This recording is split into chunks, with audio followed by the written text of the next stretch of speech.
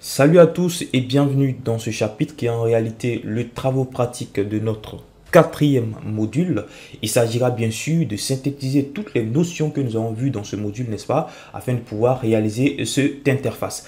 Normalement, avec tout ce que je vous ai donné, tout ce qu'on a vu dans le module 4, vous disposez de toutes les ressources pour reproduire parfaitement cette interface et même faire plus. Ok, alors ici il s'agit en fait de la continuité donc du TP du module 3 que nous avions réalisé. Je vous avais dit de ne pas supprimer le code source justement de ce TP puisque il allait nous servir justement afin de continuer donc au niveau du module 4. Et voilà, donc on va passer de cette interface à cette interface.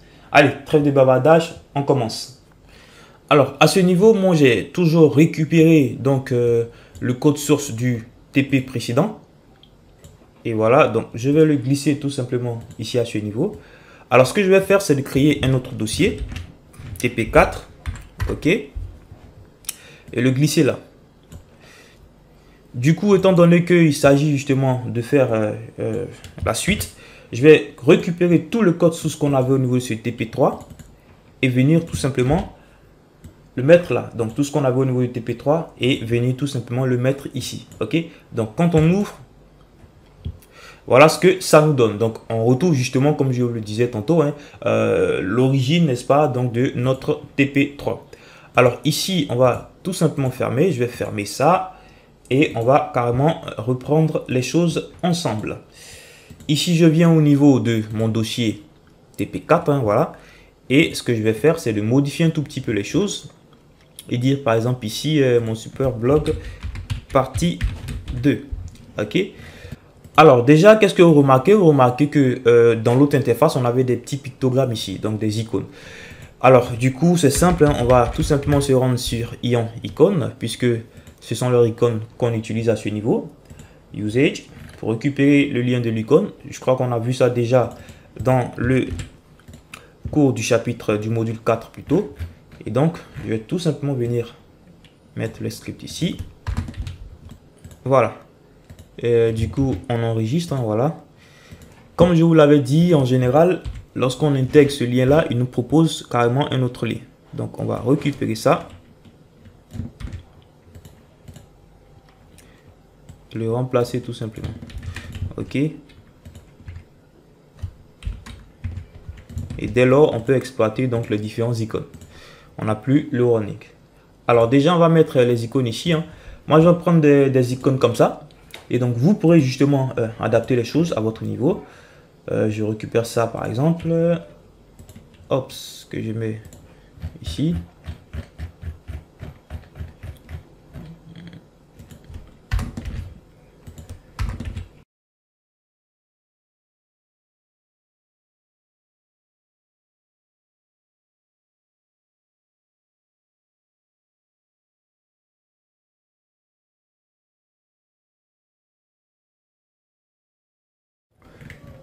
Ok, donc je crois que c'est déjà bon. On va essayer de voir ce que ça donne. Normalement, vous voyez qu'ici, hop, il nous faut carrément un petit bazar. Et ce que je vais faire, on va tout simplement fournir ici des classes. Ion icons pour pouvoir facilement les styliser.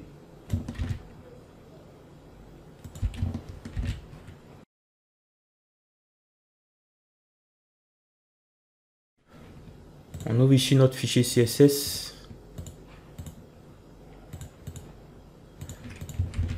Voilà. Alors, on va essayer d'ordonner un tout petit peu les choses. On va dire ça. Alors, ce que vous remarquez déjà ici, c'est que les choses sont un peu décalées. Pour régler ça, ce qu'on va faire, on va tout simplement dire que à ce niveau, l'UL avec item sidebar, on va faire ça.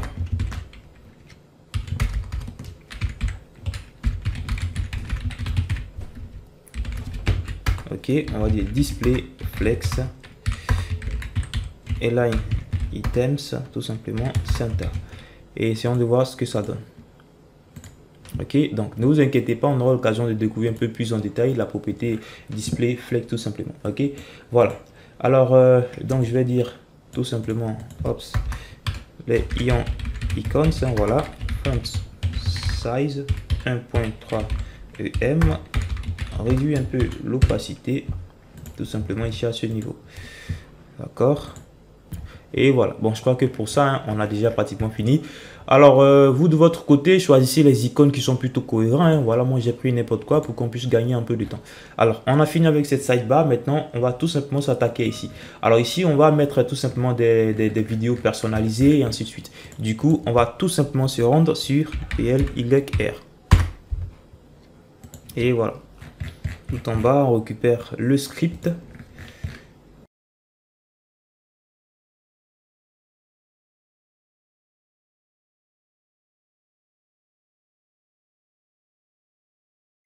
Et on va récupérer ici ça. Iframes YouTube.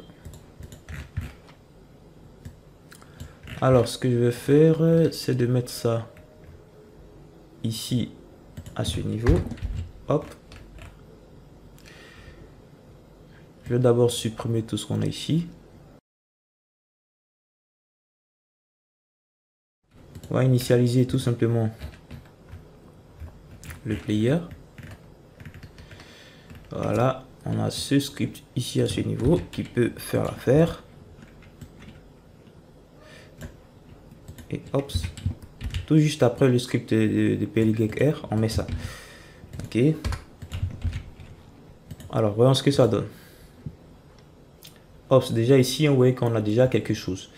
Et bien, vous voyez que là, on a toujours l'arrière-plan. Donc, ce que je vais faire, c'est tout simplement venir enlever l'arrière-plan de base de cet espace. Parce qu'à la base, on avait juste mis du contenu vide, hein, si vous vous souvenez. Et on l'avait tout simplement stylisé. Alors ici, média article, c'est là. Hop, hop, hop. Et voilà. On va carrément enlever ça. Donc, vous voyez que là, on a déjà quelque chose d'assez intéressant. Du coup, je vais tout simplement venir ici, inspecter pour voir où se trouve l'espacement. Alors, on me dit index CSS 134. Alors, du coup, je viens là et on est ici à ce niveau. Donc, je vais tout simplement enlever ça. Ok. Ou plutôt dire padding bottom à 10 pixels. Ok. Voilà. Donc, je crois que là, on a déjà quelque chose. C'est déjà plutôt pas mal. Ok. Alors, du coup, hein, qu'est-ce qu'on peut faire? Ce qu'on va faire, c'est qu'on va récupérer une image. Et on va essayer de mettre une forme d'autre article ici à ce niveau. Alors, on récupère maintenant une image au niveau de Pixabay. Vous pouvez télécharger l'image que vous voulez. Ok, bon, par exemple. Alors, moi, je l'ai téléchargé, je l'ai mis tout simplement dans ce dossier. Et ce qu'on va faire, c'est simple. C'est ops, venir là.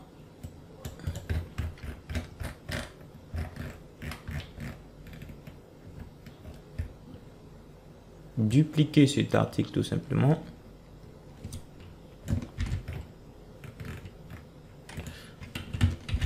Et ops. Et du coup, simplement mettre une image.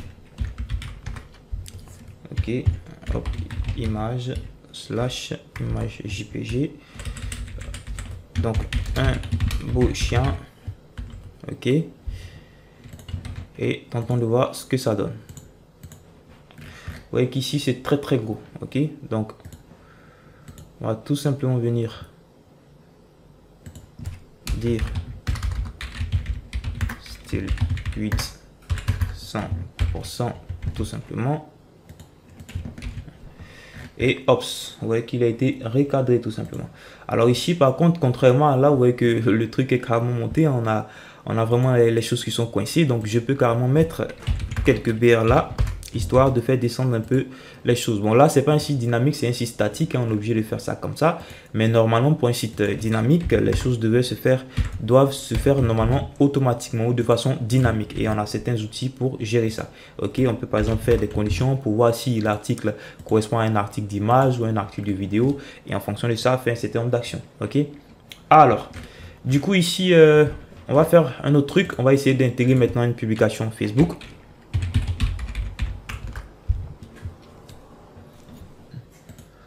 Alors, je vais prendre celle-ci. Vous pouvez tout simplement aller sur Facebook et prendre l'une de vos publications. Il n'y a pas de souci. OK? Hop, je fais ça. Je vais plutôt prendre sans les données et les messages.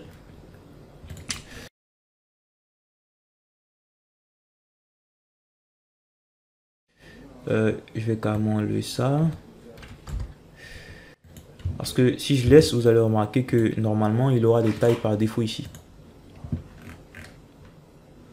OK? Donc là, vous voyez qu'il a des tailles par défaut. Donc ce qu'on peut faire, c'est par exemple dire, on va essayer de voir. Et vous allez comprendre. Hop.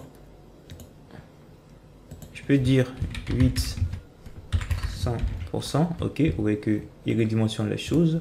Et par exemple dire 400 pixels. Là, je fais les choses pour qu'on puisse voir en temps réel. Hein, voilà. Je peux mettre même ici 450 pixels ou 500 pixels si vous voulez. OK? Voilà.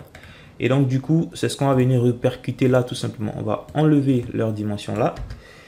Compléter le style qu'ils ont mis ici. OK.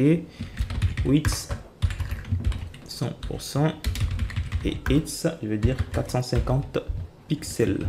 D'accord? Par contre, ici, je vais carrément enlever ça. Parce que si vous vous souvenez, j'ai copié le truc de l'image tout simplement. Hein, et puis, je l'ai collé. Voilà. Donc ici, pour ça, quand on enlève les BR, c'est plutôt bien. OK? Apparemment, quand on a une image, les BR sont vraiment assez embêtants. OK? Donc, vous avez remarqué que j'ai adapté les choses un tout petit peu. Hein, comme je le dis tantôt, c'est un site statique. Donc, on est obligé de faire des choses de façon manuelle. OK? Mais pour un site dynamique, on pourrait faire des conditions et faire des choses automatiquement. Déjà, vous voyez ici que là, on a quelque chose maintenant. On a intégré une publication Facebook, une petite photo et également donc une publication au niveau de PLYE. Vous pouvez compléter les choses. Vous pouvez par exemple intégrer une autre publication, cette fois avec un player relatif à Vimeo, hein, voilà, ou bien à YouTube directement. Alors, libre à vous de pouvoir améliorer les choses, de pouvoir véritablement utiliser ce qu'on a vu. Ici, maintenant, ce qu'on va mettre, c'est plutôt des tweets. OK, donc on va aller sur Twitter. Prendre une publication banale. Alors, je vais prendre celle de la Cybertruc. Je copie ça. Là, maintenant, on vient dans la zone des tweets. OK? Alors, du coup, ce que je vais faire, hein, c'est carrément supprimer les tonnes de tweets fictifs que j'avais mis. On va tout simplement faire ça. Hop. Et voilà. D'accord? Essayons de voir ce que ça donne. Alors, vous remarquez ici qu'il a conservé les box shadow. Donc, je vais carrément enlever les box shadow ici au niveau de ce que j'avais fait. CTRL F, box shadow. Et on voit que c'était au niveau justement, voilà, des items de tweet. J'enlève ça. Carrément. Et voilà. Alors, vous voyez que c'est quelque chose d'assez présentable. Hein. Du coup, ce que je vais faire, c'est carrément répéter les choses. Mettre un coup de BR ici à ce niveau. Et répéter les choses. Alors, vous pouvez répéter autant de fois que vous voulez. Il n'y a pas de souci. Et donc, voici ce que ça nous donne tout simplement. Ok, vous voyez qu'ils chargent les choses dynamiquement grâce au script intégré au niveau de leur bloc-code. Alors, du coup, ok, on est bon. On est bon. On va mettre ici une petite sidebar. On va mettre ici une petite sidebar. Et ce que je vais faire, c'est tout en bas ici, venir créer un autre élément, div. Par exemple, friend list, un peu comme pour lister la liste d'amis. Hein. Disons qu'on est en train d'essayer de reproduire un tout petit peu, voilà, une forme de layout au niveau de l'ancienne interface de Facebook. Ok, donc du coup là, je vais mettre une petite liste, dire friends li class item friend.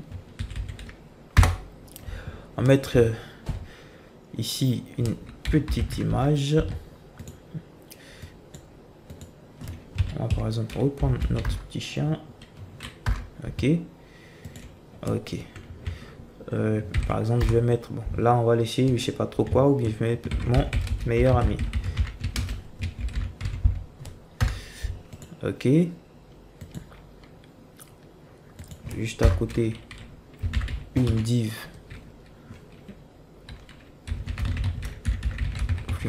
info par exemple, un petit strong. Je mets le nom de la personne, John Doe, et ops.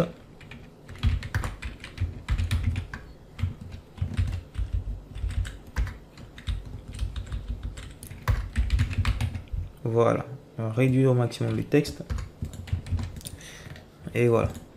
Ici, vous allez voir que déjà, on va devoir changer le positionnement de l'élément. Là, du coup, c'est très gros, donc je vais dire style, ou du moins 8 40 et 8 40. Ensuite, je dis style border radius à 100% pour arrondir le tout. Ok. Alors ici, vous remarquez, hein, voilà que le positionnement est plutôt mal barré. Donc ce que je vais faire, c'est venir justement positionner ici. Alors ici, liste des amis. On va dire div friend list, une position fixe, une height de 100%, une largeur de 15% et un index un peu plus haut, right 0, ok, top 0 et bottom 0. Comme ça, on va attention un peu étirer verticalement notre élément parce que on dit on le positionne à top 0, donc à bottom 0, ok, et à 8 100%. Donc on étire l'élément de façon verticale. On va ajouter une petite bordure de gauche.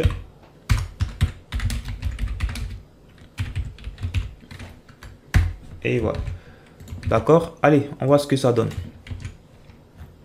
Et voilà. Du coup, vous voyez que les choses sont un tout petit peu coincées parce que j'ai mis donc une position à fixe tout simplement. Ok, donc il sort carrément du flux normal donc de notre contenu. On va essayer de mettre des BR. Et hop. Vous voyez que là, il est un peu mieux positionné. Hein, voilà, donc un autre coup de BR. Et ce qu'on va faire pour essayer de créer un peu d'espace ici, on va donner tout simplement des marges. Ok, donc je vais dire par exemple padding oui, bas 0 et 10 pixels tout simplement. Voyons voir ce que ça donne. Ok, vous voyez qu'on espace un peu les choses. Bon, du coup, on dirait qu'il n'a pas très envie de bien descendre.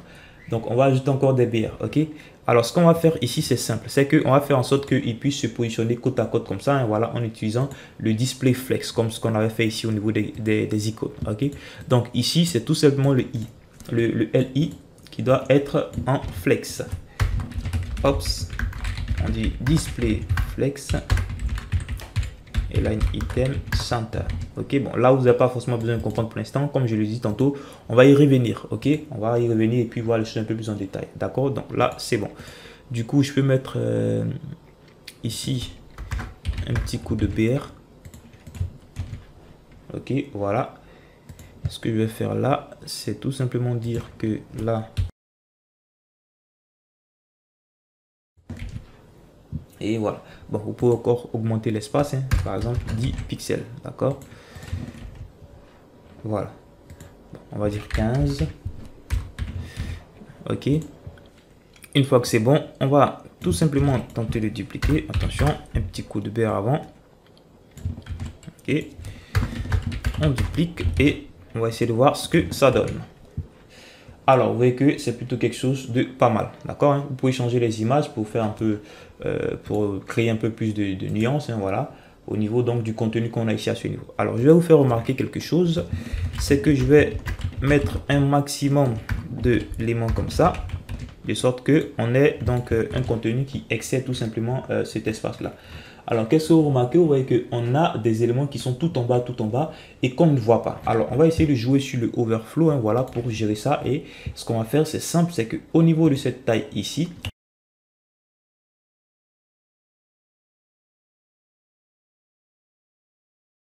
plutôt photo. Donc on dit que lorsqu'on dépasse tout simplement de façon verticale le contenu, il faut tout simplement faire les choses de façon automatiquement. Donc s'il faut scroller, donc scroll. Alors remarquez ici, ce qui va se passer c'est quoi? Désormais vous voyez que quand on a un contenu qui excède, voilà, on peut maintenant scroller pour dépasser tout simplement, pour voir la suite du contenu. D'accord?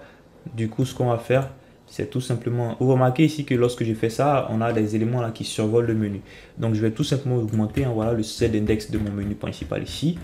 C'était là à ce niveau. Alors c'était quoi déjà?